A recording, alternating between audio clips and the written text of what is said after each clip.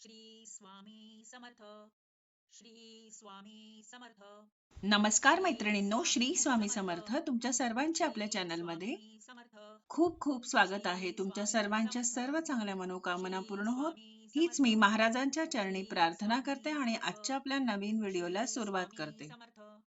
आजच्या आपल्या नवीन व्हिडिओचा विषय असा आहे की आपण चारही दिशेने आपण पैसा येत असतो, घरामध्ये खूप पैसा कमवतो, पण तो टिकत नाही. आपण जीही कमाई करतो त्याला बरकत असणे खूप महत्वाचे आहे. आणि त्यामुळे वास्तुशास्त्र आणि दिशा व ग्रह संतुलन, पंचमहाभूते यांचा एकमेकांशी घनिष्ठ संबंध असतो. आपण काही छोट्या गोष्टी अंमलात आणून पैशांशी निगडीत अडचणींवर मात करू शकतो.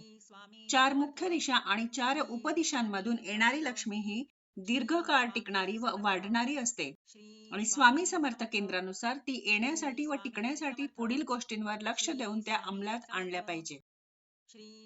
तर त्या पुढील गोष्टी कोणत्या आहेत तेच आपण जाणून घेऊया. तर पहिले म्हणजे उत्तर पूर्व ईशान्य दिशेला आपल्याला जड वस्तू ठेवायची नसते. त्यानंतर म्हणजे ईशान्य, आग्नेय, नैऋत्य या दिशा सकारात्मकता वाढवणाऱ्या आहेत, त्या नेहमी स्वच्छ ठेवा.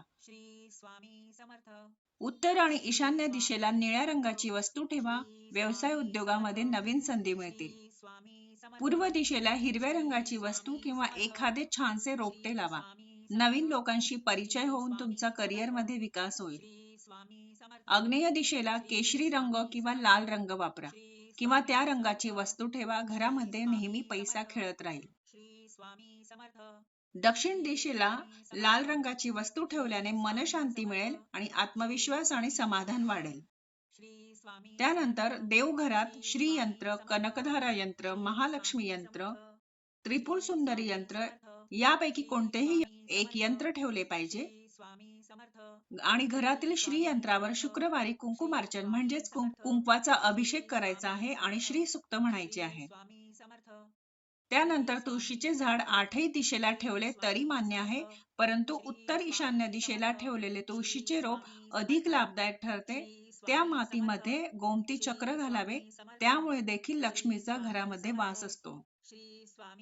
घराच्या उत्तर पूर्व दिशेला धबधबा, नदी, समुद्र असे जलस्रोत असणारे चित्र लावले किंवा फिश टँक ठेवला तरी देखील आर्थिक स्थिती मजबूत होते. दक्षिण पूर्व आणि दक्षिण पश्चिम दिशेला खड्डा किंवा पाणी असता कामा नये, अन्यथा आर्थिक हानी होते. घराच्या नैऋत्य दिशेला भगवान विष्णूंची शेषशय्येवर पहुडलेली प्रतिमा ठेवल्यास नवरा बायकोंचे नाते सुधारते आणि आर्थिक स्थिती देखील सुधारते. मिठाच्या पाण्याने किंवा गोमूत्र टाकून फरशी नेहमी पुसायची असते. वर्षातून एकदा तरी घरामध्ये यज्ञ याग करावा.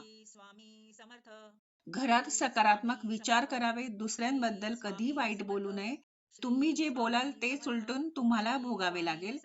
वास्तू तथास्तु म्हणत असते, त्यामुळे तुम्ही चांगलंच बोलण्याची सवय लावून घ्या. जेवढं दुसऱ्याला द्याल तेवढं तुमच्या घराला परत येईल. लक्ष्मीचा आशीर्वाद प्राप्त होईल. अन्नछत्रामध्ये दान देणगी देत राहावी. घराच्या पश्चिम दिशेला वरुण आणि त्रिपुर भैरवी यंत्र लावावे. आपल्या हातून कळत नकळत झालेल्या पापांची माफी मागावी. कुलधर्म, कुलाचार पाळावे आणि पितरांचे श्राद्ध करावे. त्यामुळे अचानक येणाऱ्या संकटांना आळा बसेल. अशा प्रकारे वास्तुशास्त्र हे जीवनात सकारात्मकता निर्माण करत असते. या ठिकाणी मी ज्या काही या गोष्टी सांगितल्या आहेत नक्की करून बघा आणि तुमच्या जीवनामध्ये खूप चांगले बदल तुम्ही घडवून आणू शकतात. तुमचे जीवन तुम्ही सुखमय करू शकतात. अगदी लहानशा माहितीसोबत आजचा व्हिडिओ इथेच थांबवते. झालेली सेवा महाराजांच्या चरणी रुजू करते. आय होप आजचा व्हिडिओ हेल्पफुल वाटला असेल.